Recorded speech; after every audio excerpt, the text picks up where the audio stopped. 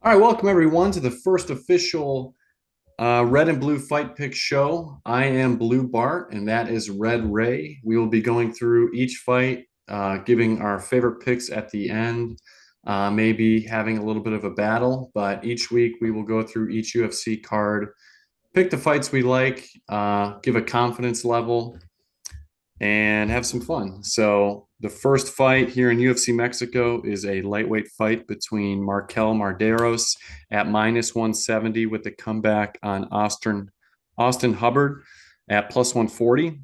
I'm going to go first on this one. I like Marderos by decision at plus 120. He's 9-1 overall. He is 2-0 in the UFC, including Dana White Contender Series. He's a striker. He mixes it up well. He's got good takedown defense, has good cardio. On the other side, Hubbard is a little more of a brawler. He's 5-5. He's not super technical. He's a decent wrestler, a little more of a journeyman, um, somewhat of a gatekeeper, and he has never been KO'd. That's why I do like Medeiros by decision. I also like Hubbard by plus 3.5. We did see him just go to a split decision against Alexander Hernandez, who is a very good fighter in his own right. Um, I just trust the younger guy here. I think Hubbard could fade a little bit as this goes on, and I don't see him being able to get Medeiros down and control him. So I like Medeiros by decision. Red Ray, how do you have it? We're aligned here. I like Medeiros. Just came off the win against Canones. I think he showed a lot of heart in that because he did lose on most of the judges' scorecards the first round. He won the last two. So if you were going to pick Hubbard, I think in this fight, you would probably side with him to take over at the end because he does have decent cardio. He does like to turn it on in the last couple of rounds. But Medeiros has shown that, that even Canones was trying to grapple him, and so that didn't even really burn his gas tank. He was also grappling with Canones back, even though he doesn't really like to take it to the ground. I don't think he has any sub wins, but he does like to clinch against the cage sometimes. But Hubbard's just like not, he's just not dangerous anywhere. So I just think Medeiros is going to land the bigger shots. I'm with you on the decision by Medeiros. I don't think he's going to finish him. The Medeiros, if he does happen to get the first KO of Hubbard, Medeiros KO only or finish only is minus 220. If you're on the Hubbard side, just play him by decision. The money line's not even, he's not going to finish Medeiros. So I think that's plus 215, but I'm pretty confident on the Medeiros side here. All right, so we are aligned on this. We are both going Medeiros by decision. Moving up the card, the next fight is in the featherweight division between Jamal Emmers at minus 425 with the comeback on Gabriel Miranda at plus 315. Red Ray, how do you have it? Emmers should be the overwhelming favorite here, as he has covered Miranda in pretty much every area, except Emmers' fight IQ, possibly one of the worst in the UFC. He chooses usually the hardest path to victory in all of his fights. Last fight, he got KO'd by Landwehr. He should have probably been trying to shoot takedowns there. He just decided to brawl with Landwehr in the middle of the cage, which is what Landwehr wants to do. Um, Had a fight against Giga a while back, didn't decide to shoot a takedown until the third round. Um, well, I had that fight against Sabatini where he KO'd him, and then just instead of letting Sabatini get back up, he stood over top of him and got heel hooked. So you want to say Embers is confidently you could put minus whatever, minus 400, minus 300 against them, but Miranda does have good BJJ. He does have good subs. I wouldn't be surprised if Embers shot a takedown here. So I don't know for no reason, but and then just happens Miranda just happens to get on his back. He did get on Charier's back last fight and just fell off the top. So it's not like he isn't able to get it against high level guys. So I do like that is like the one out of 100 times that Miranda could win this fight. But I'm gonna side with Emmers here. I think he wins it. Usually in the first two rounds, I would assume Miranda can't. His striking's awful. If he does stand with Emmers, then Emmers should be able to get the KO here. I also like the under 2.5. It's minus 200. I feel like that's a pretty good number for two guys that are both finish heavy. Yeah, we're very much aligned on this fight. I do like Emmers a lot. The fight IQ is questionable sometimes, but he does have heavy hands. He does have good takedown defense. He's only been taken down once um, in eight attempts against him, and the only time he was taken down was against Jack Jenkins, who had a takedown off of an Emmers spinning back fist when he was off balance. He immediately switched position and was in. He was not controlled at all. He may have been controlled for about 2 seconds. Has a great fight history. He's fought Thiago Moises, Corey Sandhagen, Alexander Hernandez, um, Pat Sabatini, you mentioned Jack Jenkins, Dennis Bazooka, Nate Landwehr. Um, he could easily be 25-3 when you look at some of the losses that you mentioned, split decision with Giga, split decision with Jack Jenkins. He could have beat Nate Landwehr if he didn't start brawling with him. And you mentioned the Sabatini. On the other side, Miranda, he's just not very good. He's 17-7 overall, 1-2 in the UFC. He's been TKO'd in two of his last three fights against Benoit Saint-Denis and Morgan Charrier. He will do zero damage. His only path to victory is the first round sub, in my opinion, at 10-1. So if you're feeling very confident in Emmers, as we are, we like his knockout at -105, first round knockout plus 225, second round knockout plus 450. I think if it gets to the third round, it might just be such a sloppy fight at that point with both guys being tired. But I also like the under 2.5 -200, -1.5, under 1.5 is +100. And if you want to hedge in any way, if you're heavy on Emmers by knockout, maybe you're putting $100 on it. I would say you could put $10 on Miranda by first round sub as a worst case scenario emergency refund. Moving on to the next fight, we move up the card to the lightweight division between Rafa Garcia at -485 against Vince Pichel at +370. I was dreading talking about this fight all day. I have almost zero interest in it. I don't know why Vince Pichel is still fighting. He's 42 years old. He's never been like a super exciting fighter to watch. I'm like really confused why he's even still in the UFC. But here we are. With that being said, I am leaning towards Garcia by decision. It is only -200. But Pichel is very durable. And, Rafa Garcia, he doesn't knock anybody out. He usually wants to submit guys. I don't think that he's going to have the frame to be able to get down Pichel and control him. Coming on the other side, though, I do like Pichel. +3.5 is +125. +5.5 is -115. I don't feel super confident either way. I am leaning towards Garcia by decision as my official pick. I did have a fun stat that Vince Pichel has not finished a fight in 2,847 days. So if you are looking for a finish in this fight, I just don't think you're going to see it. The over 2.5, I believe, is like -300. It's very likely this fight goes to decision. With that being said, the +3.5 to +5.5, I think this is going to be kind of a sloppier fight with two guys who aren't great round winners, that aren't super technical. My official pick is going to be Garcia by decision because I think he has the better cardio, but I could easily see Pichel covering 3.5 or 5.5 points. Red Ray, how do you have it? We have the same breakdown for the most part, different result. I agree. Rafa's not dangerous anywhere. All of his wins by finish or come by sub. Pichel's only been sub once, so it doesn't look likely that this fight's going to go inside the distance. I just don't understand last week we had the Fernandez Guram fight. I didn't understand the odds in that fight. I don't understand the odds here. In no way will Rafa look like a -485 favorite here at any point. I don't know where he is significantly better than Pichel in any facet of the fight. The only thing that he's slight edge is that Pichel's wrestling defense is pretty awful. He gets taken, I think his takedown defense is in the 30s. Um, so Garcia could take him down, but for the most part, Pichel hasn't been controlled in any of his fights really. So even then, I don't know. I think Pichel could get back up. They're pretty much even on the feet.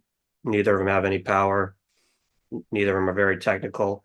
They're just it's going to be I think Pichel's best chance of victory is just to grind, keep it against the cage. He could maybe get Garcia down, but same thing. Garcia's all of his fights where he's been taken down.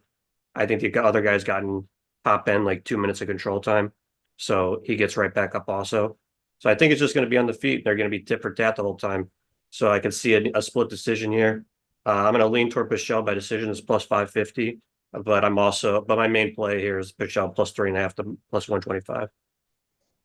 All right. Let's move on to our first women's fight, and I think the only women's fight of the night at the strawweight division with Lupi Godinez at minus 275 with the comeback on Julia Polistri at plus 225. Red Ray, how do you see this fight going down? Lupi, we've seen Lupi fight. We know what she does. She's a supposed good wrestler who likes to strike. She's got a high guard. She's a decent boxer. I'm not gonna say she's a bad striker. She usually I don't think she's ever been dominated in the stand up. It's usually a pretty close fight anytime she stands up. She's good defensively. But I do think her wrestling is overrated. We've only seen her really dominate one person wrestling. That was Elise Reed, who I don't think has ever stopped a takedown in her career. So, and it still took her 5 takedowns to finish Elise Reed. So, she also doesn't have the greatest fight IQ. We saw 2 fights ago against Verna. All she had to do was stand up against Verna, stuff takedowns. She would have won the stand up. And then she's down on the ground playing a footlock battle with Verna for half the round at one point instead of trying to get up. Just didn't make any sense. And then you got Julie on the other side. Last fight, she won by split over Corey McKenna. There shouldn't have been a split. She dominated every single round. Fight before that, she lost to Knudsen. She struggled with the stand up in that fight, but I think if Knudsen stood up with Lupi, she might finish her. Knudsen's stand up it might be the best in the division, even though I don't even think she's in the UFC anymore. But she ended up taking Knudsen down. She should have, if there was 5 seconds left in the first round, she would have finished her. And she also has her sub on the Daniel White Contender Series. I think Julia I think she struggled. She had her first GWCS against Jazz Davicius, where she got taken down 4 times, but that was up at 125. This is at 115. She's only been taken down once at 115. I think I think she might dominate Lupi here. I don't think Lupi's going to be able to take her down. If she does, I think she's going to get right back up. And if she does take her down, she's going to just dominate. She's going to throw elbows. She's going to be nasty off the back. She's going to do sub attempts. She's very active off her back. I think standing up, I think Lupi might have the more volume, but Julia, every time she throws a strike, it's a knee, it's a hard leg kick, it's a huge overhand. She's elbowing. She's just nasty. She's just trying to beat you up. I'm on all over Polastri. I already played her money line earlier in the week when I thought the line was crashing down in her favor. It was minus 160, and then I've gotten reverse CLV there, so I'm going to probably play her again money line because now she's up to plus 225. Polastri finish only is plus 130. That's a guarantee. Lupi's not finishing anybody. Polastri plus 3.5 is as big of a guarantee. She's definitely winning one round at least. I'm going to lean that she's going to win by decision, and that's plus 300. And then a prop I like, Lupi's takedown line is plus 2.5. I like under 2.5 there, plus 110. Lupi's only gotten over 2.5 takedowns, I think, twice in her UFC career. That was Elise Reed, and then she had one more fight earlier in her career. She had like 7 takedowns or something like that. But no other time is she doesn't even attempt takedowns most of the time. So that's my play there. So I'm all over Polastri in this fight. Ding, ding, ding. We have a blue versus red situation here as Blue Bart is going the opposite way. I am on the Lupi side. Now, what I will say is this fight is very likely to go to decision. Lupi's fights, 10 of the 12 UFC fights have gone to decision. you're saying Loopy is a bit of an overrated wrestler. I disagree. I think she is a good wrestler when she wants to be. We just don't often see her wrestle. The fight IQ can be a little bit challenged at times. She is a good boxer, but she doesn't really mix it up. She really only throws punches. We never see her throw leg kicks, any sort of kicks, really, never any sort of knees. She does have a strong history of opponents: Mackenzie Dern, Verna, Tabitha Ritchie, Angela Hill earlier in her career. Her first fight in the UFC with Jessica Panay.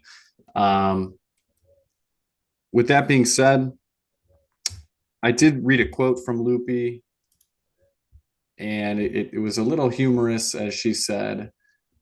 She's coming off a 2-fight losing streak. She said, "I see everything I did wrong and everything I did good. And then from there, I kind of just like change things and add things, take things away," Godinez said.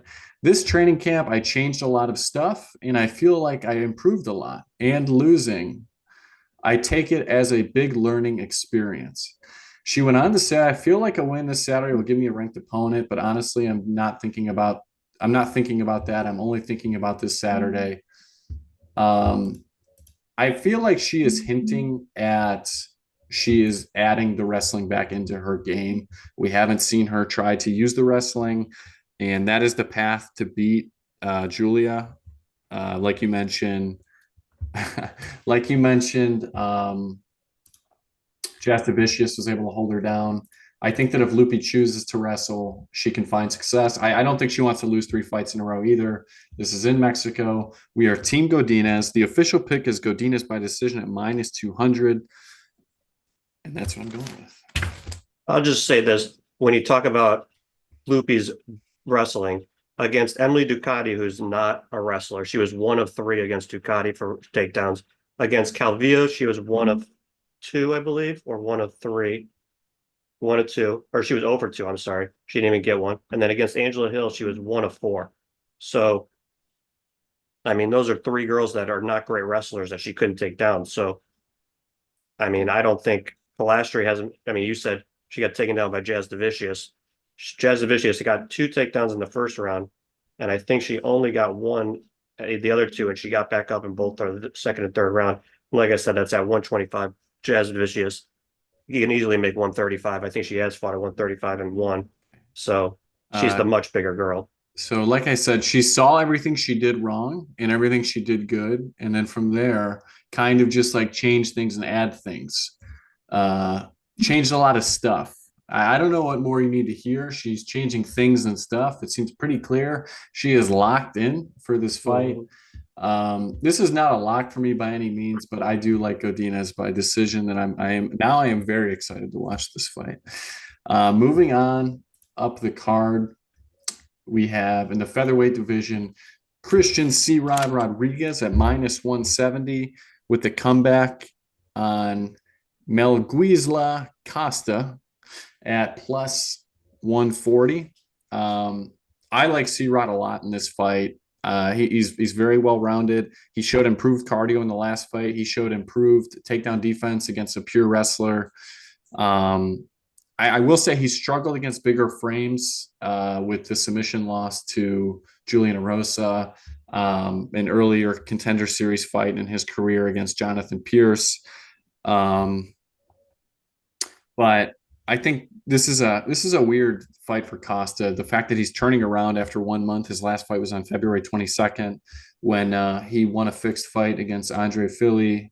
When Philly got a takedown and then just gave him a guillotine. It was very strange.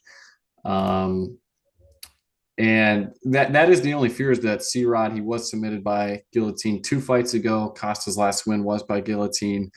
With that being said, I think his only path to victory is first round sub at +1200.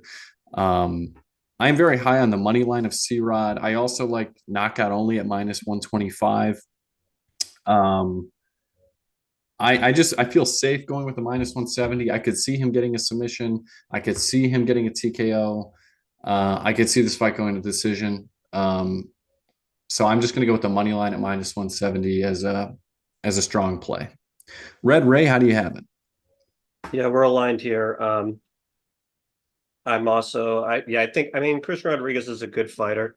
He doesn't really have any weaknesses, really. I mean, we saw the Arosa issue where he looked like I don't know what he was, that wasn't like how he usually fights. So I'm not really sure what that was all about. Usually he's very calm and like very composed. He was like trying to knock Arosa out immediately. And he almost looked like he gassed. We haven't really talked about it, but obviously this is in Mexico City. So we're at the elevation. And that fight was in Denver. So I don't know if that had anything to do with it, but I have seen that Rodriguez has been in Mexico City for a couple of weeks. I heard on some other podcasts I listened to that he's been running 13 miles every Sunday since he's been down there. So I'm sure that he's at least acclimated to the elevation this time. So hopefully this won't be an issue. I don't think he's going to go out there and just try to knock. I mean, Arosa is a glass shin, so I can understand him thinking that he could just knock Arosa out first round. But I think he should be able to handle Costa in every way. Costa doesn't. I mean, he's good striker, but I think Rodriguez will handle him. I think Costa's best weapon is body kick. He doesn't have the greatest hands in the world. I could see Rodriguez handling him on the stand up, and I also could see Rodriguez introducing some takedowns here. I know he took Bashi, who's a solid wrestler, down a couple of times his last fight. So I think Costa obviously could throw some missions up from the bottom, but I don't think Rodriguez would fall for that. I think he's still a high level jiu-jitsu guy, even though he got submitted by Arosa there. So yeah, I'm on the Rodriguez money line. I don't think he gets the finish here.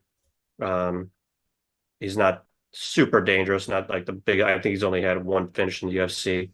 So yeah, I would probably just say Rodriguez by decision here.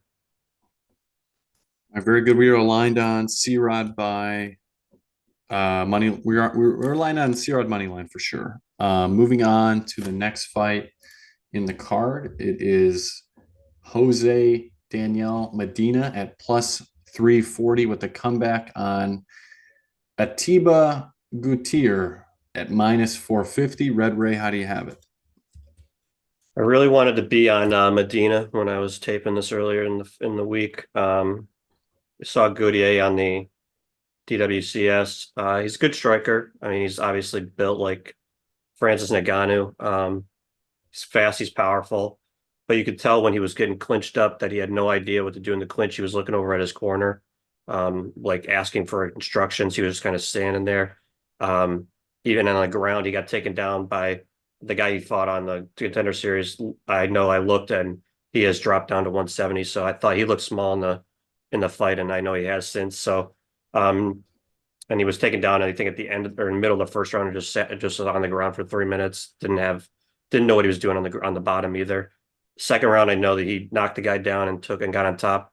Still stood there, and he didn't do anything on the top for almost a minute and a half, and then finally, like he was like, "Oh, I can just posture up and throw strikes," and then he postured up and landed like 10 strikes and knocked the guy or at TKO the guy. But so I don't know how much that was only 6 months ago. I don't know how improved he could be from there. So, and we have seen him. He has one loss on his record to a guy named Glenn Williams. It was only 3 years ago. He dominated that guy in the first round. If you look at Glenn Williams' physique, looks a lot like Jose Medina's physique. So it's not great. And he ended up losing the last 2 rounds against Glenn Williams. And Glenn has decided he's never going to fight again and has not fought since. So he's just going to finish at 1-0. So I don't know how much his gas tank has been improved. I mean, he's going to be, like we said, he's in elevation. The only positive about Medina is he's very durable. I don't know if he has any real martial arts skills. He's not a great striker. This is an alarming number. He lands 1.87 significant strikes per minute. He absorbs 4.93. That's a wild, wild number. And especially since the two guys he fought, Zach Reese and Gadzhulov, neither of them are amazing strikers. And he was just getting lit up by both of them on the stand-up. But he just walks through it. Nothing to the head hurts him. He got hurt to the body a little bit by Zach Reese, but he just kind of smiles and just keeps walking forward. Obviously, I think Gutierrez hits harder than both of them, but I don't know if he gets the knockout. And if he doesn't get the knockout in the first round, I don't know if he's going to have the power in the second and third round to knock Medina out. But I just don't think Medina has anything offensively that's going to be like enough to sway the judges. I could see Goudier just still winning the striking battle, but just not hurting Medina in the second and third round, and winning by decision here. If you want to play Medina, I'd play him plus 3.5. Maybe he can steal the third round. But I do like the over 1.5 also at minus 160. I just don't know if Goudier can get him out of there in time. So, but my play is going to be Goudier by decision. Yeah, we are very much aligned here. Jose Daniel Medina, uh, he is 33. He looks about 53. Doesn't look like he puts a lot of training in to his physique. He is 0-2 between his Dana White Contender Series fight and the UFC fight, 11-4 overall. He was 30-27 in both of his Dana White Contender Series fight and the fight against Zach Reese. I went back through his other fights, and I mean, you'll see if you do this with a lot of fighters, a lot of their fights are padded before they get to UFC level. But I did notice that his previous opponent's overall record combined was 3-19. Two of which of those wins were against him because he is 11-4 overall. So truly, his opponents were 1-19. If you don't include the wins against him. And coming on the other side, Mini Ngannou, as you said, he is 6'4". He has a significant reach advantage. This is a guy who trains at Manchester top team with Lerone Murphy. We've seen how good Lerone Murphy is. He's explosive, big puncher. I did say, he is lost on the ground, as you pointed out. Whether he was on the top or the bottom, he was pretty much completely lost. I don't think Medina is going to attempt to take this fight to the ground in any way, shape, or form. And even if he tried to, I don't think he'd be successful. I don't think he's athletic enough to be able to get this behemoth down. His cardio looked okay. I mean, he was fading a little bit. I do think that maybe if this fight does get out of the first round, that Medina is durable enough that if he doesn't get taken out by one of the big explosive first round punches, he might be okay to ride this out to a decision. Even then, as you pointed out, he observes many more significant strikes than he gives out, and the damage will be on the Mini Ngannou side. I like him a lot by KO at minus 135, but when you think about it, if Medina survives the first round, this might go all the way to decision. So I think Goudier at plus 240 in the first round for a KO makes the most sense. Maybe worth a 0.1 unit here on Medina by third round TKO. I mean, I think there's a world where just the muscle mass on Goudier becomes completely exhausted at elevation. Medina seems like a guy who could fight you all night at the bar and not get tired. So if it does get to the third round, I think at plus 35-1, if you threw $10 to win 350, I think is worth a shot. Moving on up the card, we have a flyweight fight between Edgar Chairez at minus 260 with the comeback on CJ Vergara at plus 210. I'll take this one first. I really like Chairez in this fight. I mean, he's very well rounded. He's fought some big names already early in his UFC career. His record isn't great so far in the UFC, but again, it's come against pretty stiff competition. His earlier before Dana White Contender Series, he had a submission loss to Jesus Aguilar. Excuse me. Who's been a solid prospect so far in the UFC. He had a decision loss to Clayton Carpenter, a decision loss to Tatsu Tiara, and a decision loss to Joshua Van. Now, we know all those guys are very good. And what I will say, the path to beating Chairez is typically by taking him down and controlling him. That's how we've seen him lose all four of these fights that I mentioned. The thing about CJ Vergara is he does not want to take you down. He wants to strike with you. He doesn't like to get hit. We've seen him run away in fights. I think he's going to fade as this fight goes on. Well, Chairez has good cardio. he's not going to be taken down. He doesn't have to worry about that. I'd like him to really win this fight. I just don't know how he's going to win. He has 7 submission wins in his career. His hands have looked good in the UFC, even though he only has 4 wins by TKO. Hasn't had any in a few years, but I could. And Vergara's coming off a knockout loss. I don't have a super confident way I see this fight ending. If I had to pick, I would say Charas by decision at plus 165 would be my pick. Overall, I'm very confident in the money line. Um, and my last thoughts on Vergara, he is 12-6-1 overall, 4-4 in the UFC. And the guys he has wins over are just not good at all. They're no longer in the UFC. These guys are guys that were uh, guys that just got smoked by everyone in the UFC and then eventually cut. So, Red Ray, how do you have it? Not much to add. We're pretty much on the same page here. Shires is better than Vergara everywhere. But like you said, I don't know how he's going to win. I mean, if he wanted to, if you could take him down, I think he could probably submit him pretty easily. I just don't know. Shires doesn't really offensively grapple. Usually most of his submissions are from his back. So, or when he gets taken down, he'll reverse and get back on top. But he's much more dangerous striker. Elbows, knees, I could see him cutting Vergara easily early on. Vergara's kind of tough, I guess. You saw him get against Temerov last fight. He got rocked real early, was able to survive and made it a little bit longer. His win over Lacerda, just was getting destroyed in the first round and then survived and get one in the second round. But Lacerda's never won a fight in the UFC, and Charles has fought him twice and submitted him both times in the first round. So, as yeah, it's hard to just see how Vergara is going to win. He's not going to win a striking battle. Um, so I'm with you. I'm going to play Charles money line here. I don't know how he's going to win. So, All right. So we're aligned on Shiraz. Let's keep in mind, Shiraz, he's going to walk out with the bullets around his chest, just looking sick in Mexico. You think he's going to lose in front of his people? The place is going to become sure. ballistic for him. CJ Vergara? No.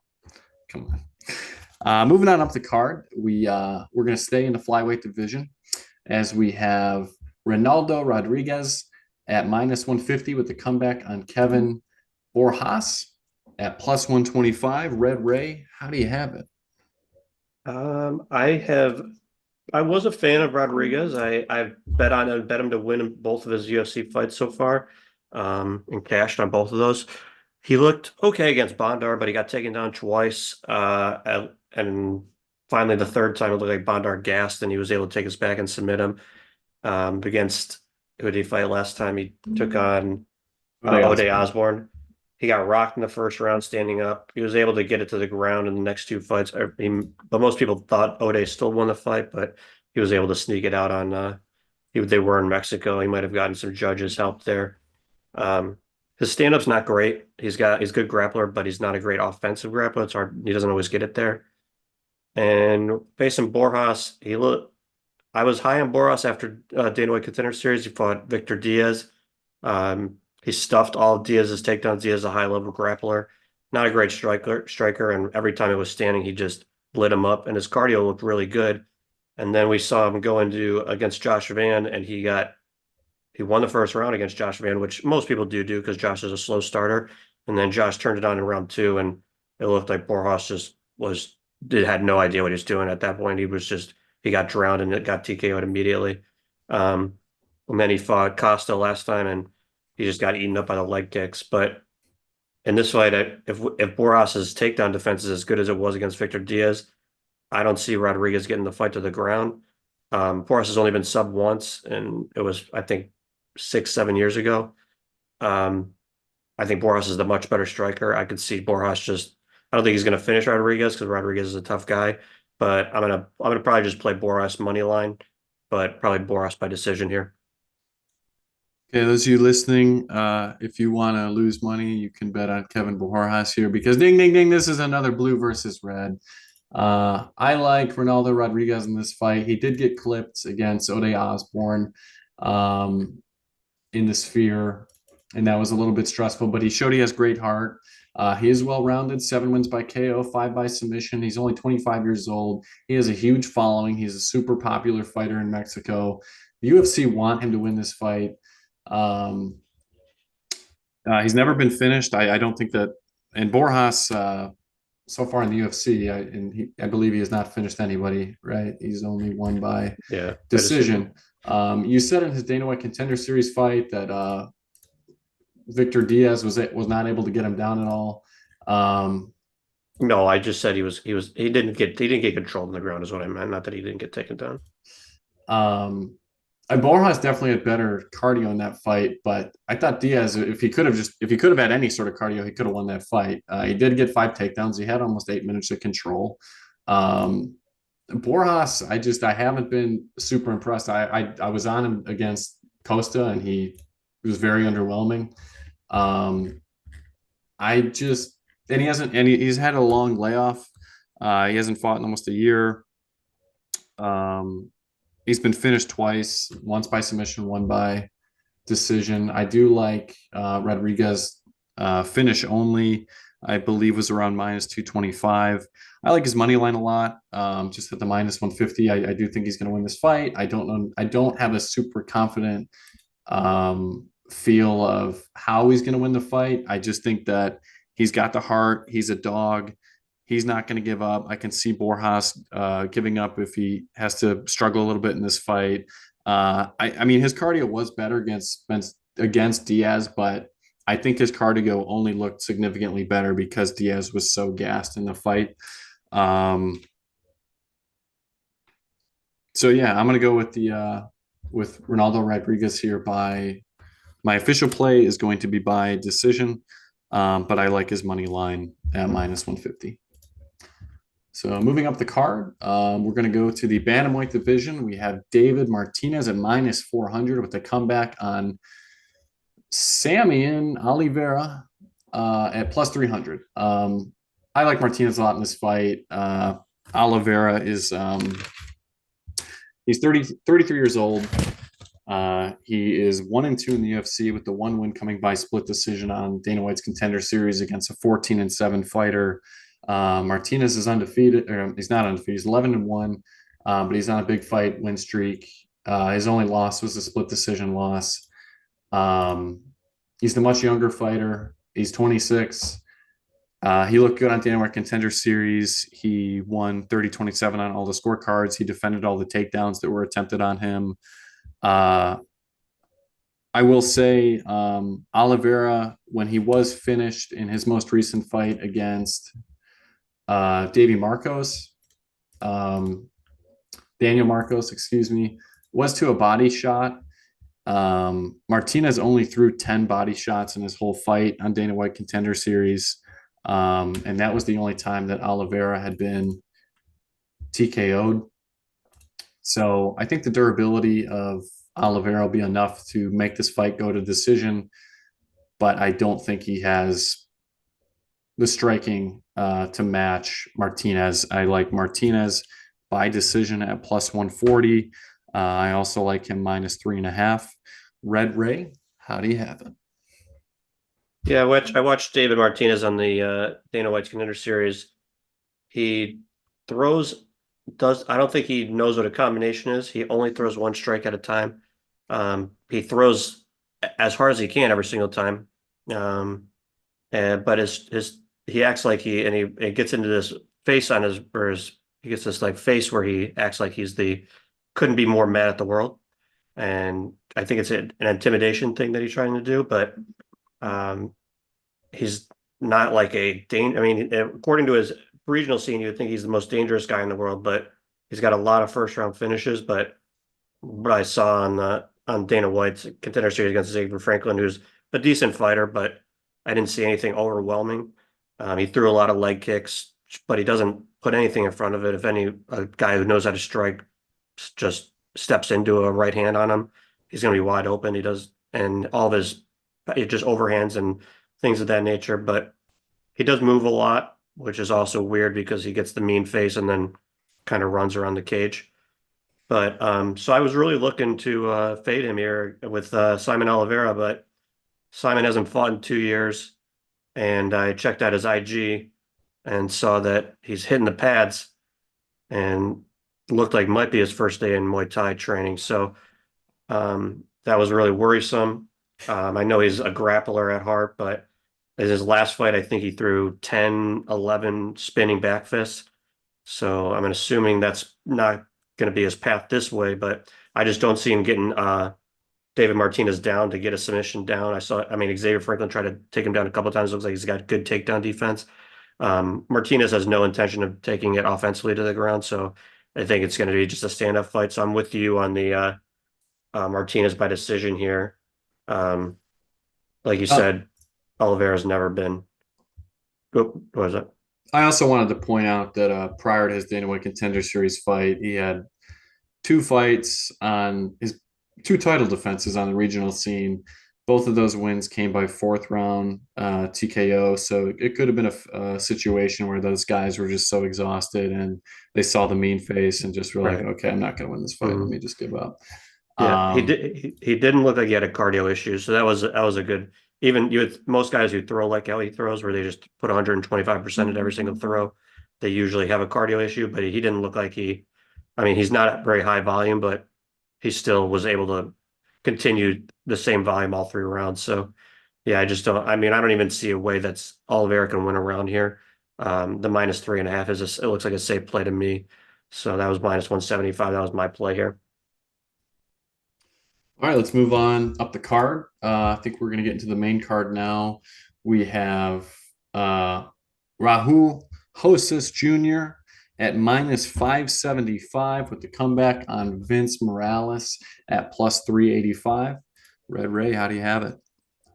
We've seen Rojas now a numerous amount of times. I think he's been fighting since he was 17. Now I think he's 20 now. So, um, not much improvement in his game. He kind of looks like he wants to start striking all of a sudden. I know his last fight against, was it Mashat? Um, he lost round two because he decided, oh, I'm sorry, Ulrike Lang, lost round two because he decided he wanted to get into a striking battle with him and not try to take him down. Um, He lost the first round against Tercios by being out grappled. So it seems like they're kind of just they're backpedaling his the talent that he's fighting because he doesn't seem to be really improving on any level. Um, I think his grappling is good, but I think if he faces, obviously we've seen him against guys that if he can't submit him immediately, he has issues. Um, I don't know if he's going to be able to submit Vince Morales. We saw Vince just fight, I think 5 weeks ago, and which is a wild turnaround because he got beaten up pretty bad. He was cut open and he had some marks on his face, and that was just a couple. So, I mean, did he start training 3 weeks ago for this fight? And it's an elevation, so he didn't really look great in round three against Elijah Smith. So that's pretty worrisome to me. Um, I think standing up it's going to be pretty even. Vince isn't very powerful on the feet. He's not great on the feet. Elijah Smith's not amazing in any facet, and he was able to beat him standing and was also able to take Morales down. Morales likes to go for a lot of chokes.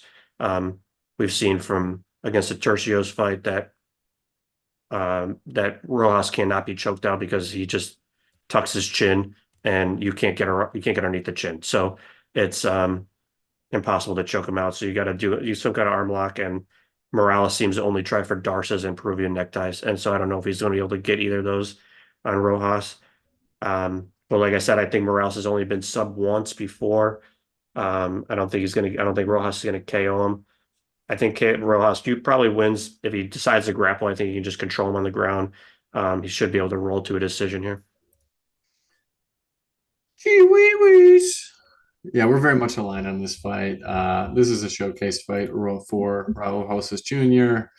This is a paycheck fight for Vince Morales. He's probably getting 30K to show for the fight. He probably needs the money. Um, I don't know what his path to victory is. I wrote down KO at +1400 because I feel like that's the only way he's going to win this fight is if he somehow knocks out Raul Rosas Jr., which I don't think is going to happen. I do think he is gritty enough that he can survive, not get submitted. He showed good submission defense in his last fight. Um, but Hostas Jr. is going to be amped up in Mexico. The entire crowd is going to be behind him. Um, my official play is Hostas Jr. by decision at plus 100. I don't hate submission at plus 225, but my official play is Hostas Jr. at plus 100. Moving on up the card, we have Kelvin Gastelum at plus 245 with the comeback on Joe Pyfer at minus 310. I'm excited about this one. This was I texted Red Ray that this was a 5-unit Megamax super whale play for me. I love Joe Pyfer in this fight. Kelvin Gastelum has looked like a shell of himself for some time now. He said in his pre-fight interview that he is fully committed to middleweight now. I really just think that's because he doesn't want to be disciplined and keep the physique down to be at 170. I feel like that should be his correct weight class. He's only 5'9". He looks out of shape in a lot of his fights, especially at middleweight. In his recent history, he has only won 3 of his last 10 fights, 3 of his last 9 fights. And the wins were over Daniel Rodriguez. No disrespect to Daniel Rodriguez, but that was a pretty good matchup for Gastelum. Chris Curtis, that fight could have easily went to Curtis, and there was a big headbutt that had a big sway in that fight. And then Ian Heinisch, I don't know what he's doing in his day-to-day at this point. Kelvin Gastelum got absolutely dominated by Sean Brady back in December of 2023. We saw how good Sean Brady looked this past week when he dominated Leon Edwards. Joe Pyfer is a training partner of Sean Brady. I'm quite sure that he's going to have a similar game plan of taking Kelvin down and looking for the submission. He did say in interviews that he feels he could be the first guy to knock out Kelvin Gastelum. He said that Israel Adesanya was able to knock Kelvin Gastelum down 4 times, and he doesn't have nearly the power that Joe Pyfer does have. Also, I'm a little worried about the confidence of Kelvin Gastelum because he said in his pre-fight interview that at first I was a little bothered by the matchup because he's not someone I was looking for on a fight. He was not on my radar. I wanted someone ranked. I wanted someone with a bigger name, but I also feel like this is a big test for me. I've got to start from the bottom again, and I've got to fight these young killers. This is what I'm here to do. This is a new chapter in my life and a new chapter in my career, and I've got to build my way back up through the rankings, and it starts with Joe Pyfer. To me, that doesn't sound like confidence to me. I mean, I feel like he's indecisive. I like Joe Pyfer by submission at plus 350. I also like the decision at plus 165. I don't feel super confident either way. I lean towards the submission at plus 350.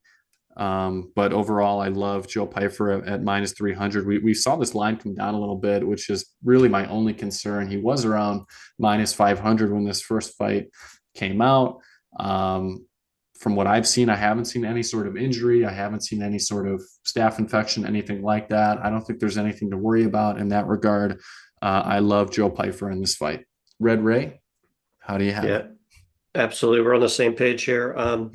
Yeah, the only thing I can see, if you're on the Gastelum side, is that maybe if they just keep the fight standing, Joe is not the not the highest volume guy.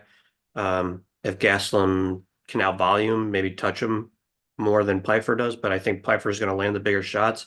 Obviously, Gastelum's never been knocked out, so maybe it just looks like it from the judge's side that it's not the bigger shots. And then maybe I think a lot of people are going off the Hermanson fight where Pyfer gassed around the 3rd round and lost the 3rd, 4th, and 5th round. So maybe at elevation, people think he's going to gas again. I don't think Gastelum is Mr. Cardio either. So I don't know if he's going to be able to push to the point where Pyfer's like not able to stand in the 3rd round. I think in the 3rd round against Hermanson, he was still hanging in there, but Hermanson just started turning up a little bit. Maybe Gastelum can steal the 3rd round, but I just don't see Pfeiffer has him covered. If he's smart, like you said, he should follow Brady's pathway. He should be able to take him down. Gastelum has nothing. He just take down defense. He's a good offensive wrestler, but he's not a good defensive wrestler. I think Pfeiffer can take him down, and he's much bigger. He should be able to control him on the ground. And we've seen Pfeiffer get the head and arm choke. I wouldn't be, and that's the same move that Brady got him with. So I wouldn't be their second or third round sub for Pfeiffer if he decides to grapple. Wouldn't be able to play. If you're on Gastelum, I wouldn't play him beforehand. Maybe if you see Piper start slowing down mid-second round, maybe a live line. But I don't. I think there's no reason to play him before the fight even starts.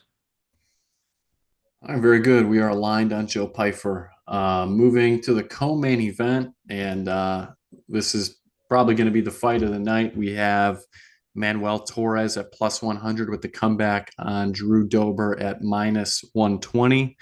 Red Ray, how do you have it? So yeah, that this is definitely going to be fireworks. I don't see any way this goes to decision. Of course, usually you say that, and then it obviously does go to decision. But um, Torres, I think, has only been out of the first round maybe twice. I know he Just has. I once, think just just once. once. Did he? He has a decision win, right? On the regional scene. Yep, a split decision Yeah, win. that's what I thought. Um, but yeah, all of his UFC fights have ended in the first round. Um, the only thing I when I look at like when I watch tape about previous fighters, I try to watch them against guys similar to who they're fighting. So I watched Dober against Terrence McKinney because I feel like Terrence McKinney has a similar fight style to Torres. They're just all first round. And Dober did get rocked and he had to really battle back in that fight and then ended up winning by KO. So that is a worry if Torres decides to sprint across the cage and do something similar to that. But if you watch especially against Gene Silva, I mean, Gene Silva's 20 times the striker that Manuel Torres is.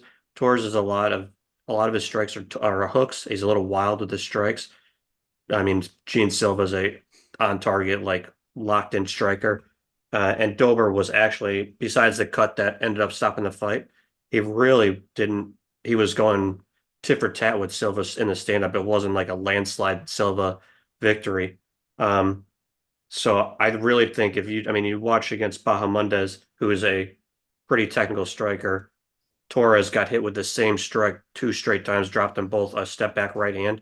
I mean, it's going to be a little bit more difficult for Dober. He's got shorter arms and he's a southpaw, but no reason that he just can't just throw one right down the middle when Torres is blitzing at him and drop him. We've seen Chris Duncan also drop Manuel Torres.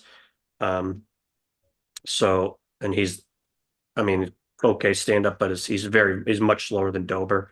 I also think people talking about how Dober's chin is starting to go. I'm not seeing it. We've always seen Dober get rocked, but he usually comes back. The Frivola fight where he actually lost by TKO, arguable to say that he was still there. I mean, he was still on the ground moving around. And then against Gene Silva wasn't even a knockout. There was a cut stoppage. So I don't think his chin's really failing him as much as people think. And I've seen Torres get rocked by lesser people. I don't think Bahamondes has the power that Dober has. And I think Dober's offensive striking is just as technical. So I just think Dober's going to find a shot here. And I don't know if Torres, unless he lands maybe a knee, that would be my best guess, but I'm going to go with Dober here. I'm playing Dober by KO. I think it's plus 120. But I think if you want to get a big line, maybe Dober can't knock him out in the first round. Maybe Torres either rocks Dober and goes through. If you want to play Dober KO round two, it's plus 550. So I think if it gets past round one, you can almost just live bet Dober at that point. Yeah, good call on the live line. I completely agree. If this fight does get out of the first round, it definitely favors Dober. And I don't think that Dober will be in a position where he's like minus 400 on the live line. So if you can get him on the live line, probably around the same number, but feel much more confident that he's going to win. In general, I'm on the Dober side as well. He does have a great chin. I've seen some people talking about the chin as well. He only has 3 TKO losses in his career, one of which came with the doctor stoppage against Gene Silva due to a cut. The one was an arguable early stoppage against Frivola. I thought it was early. And other than that, he had a knockout back in 2011. Um, we know that Torres is capable of submissions. He has 7 wins by KO, 7 wins by submission. Uh, Drew Dober, his last 2 submissions came 4 years ago against Islam Makhachev. He's pretty good. And prior to that, it came in 2019 against Benel Dariush. He's pretty good as well. And before that, it was against Olivier Mercer, who is very good as well. He's not as well known, but he is very good. So he is very well rounded. He does have good cardio. He trains at Elevation Fight Team. Um, he's going to be prepared to deal with the elevation if it somehow does get out of the first round. So again, look for the live line after round 1. My official play is going to be Dober by KO, but I feel safer with the money line because the points aren't much different. Both sides, Torres first round KO is plus 300. Dober first round KO is plus 275. If you're a little bit torn on this fight, but you do believe that it's going to be ended in the first round, because again, Torres has only been out of the first round once in his career in 18 fights. First round, either way, is minus 110, which is a pretty good number if you don't want to be sweating either side. You just want to look for the finish. All right, moving on to the main event of the night. We have the former champion Brandon Moreno at minus 250 with the comeback against former title challenger Steve Ercik. I'll go first on this one. I don't feel super mega nuclear confident either way. I do like Moreno in this fight. We saw how good he looked in his last fight against Albazi. Now, I will say Albazi isn't anywhere near the striker that Ercik is. Albazi kind of looked like a punching bag out there. We heard Moreno say he felt a little bit bad during the fight because he was beating on him so badly. But it was good to see Moreno take some time off, and there's been a pretty good amount of between his split decision loss to Royval and his fight against Albazi. There was almost 8-month break. Now we're looking at a near 6-month break with his next fight against Ercik. And meanwhile, in the comeback, Ercik, he's coming off the KO loss to Kai Kara-France. The good news for Ercik fans is that he did not get knocked out. He wasn't knocked out clean. It was not an early stoppage. I mean, it was a good stoppage, but he got right up. So I think that's good for his long-term durability. We haven't seen Moreno knock anybody out in a while. I mean, he did KO Kai Kara-France 3 years ago. Prior to that, Royval in 2020. His last submission win was in 2021 against Figueiredo. Prior to that, had not had a submission finish since 2017. I like the durability of Ercik. I like his defensive grappling. I don't see him getting submitted. He's never been submitted before. So my official pick is going to be Moreno by decision. I feel pretty confident this fight is going to make it to full 5 rounds. And my official pick is going to be Moreno by decision at plus 110. Red Ray, how do you have it? Pretty much the same call here.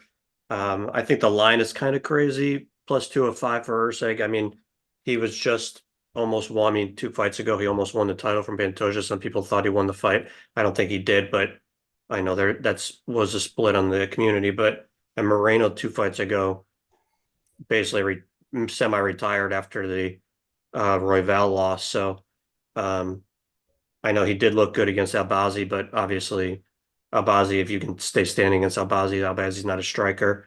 And Ercik did get KO'd by Kai Kara-France, but Kai Kara-France is probably one of the hardest hitters at 125.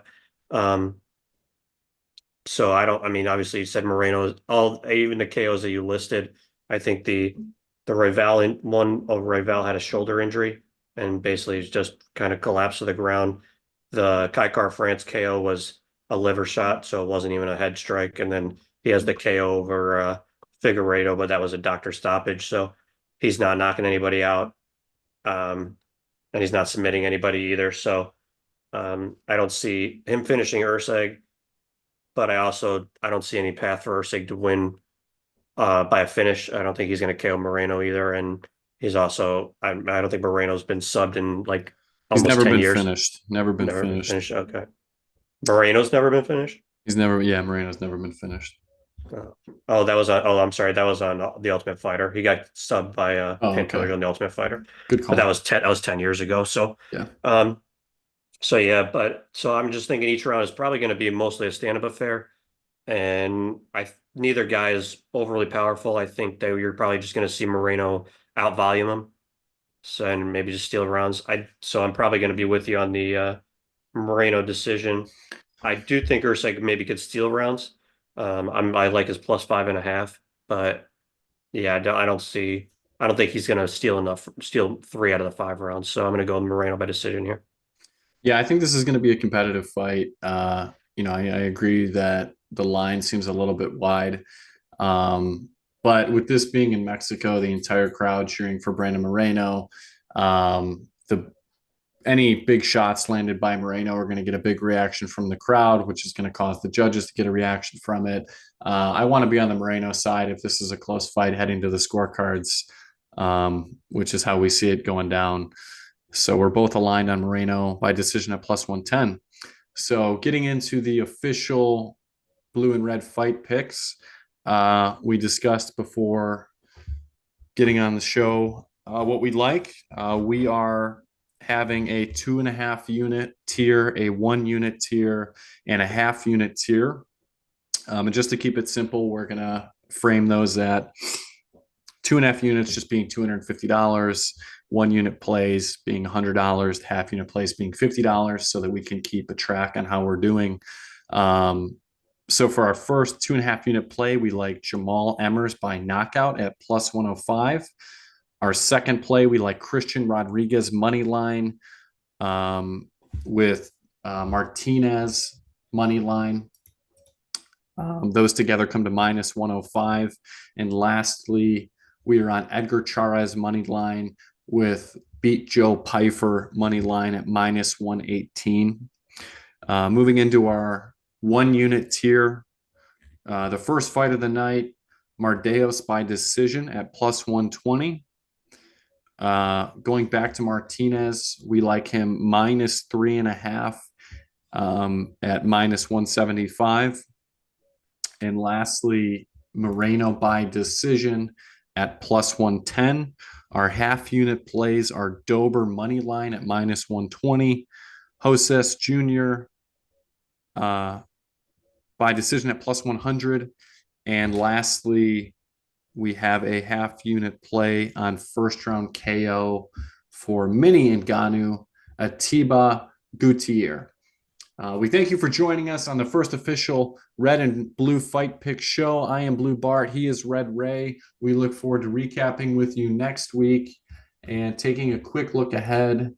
We will be breaking down next week Josh Emmett and Lerone Murphy at the Apex. So we'll see you guys then. Good luck, and that's it.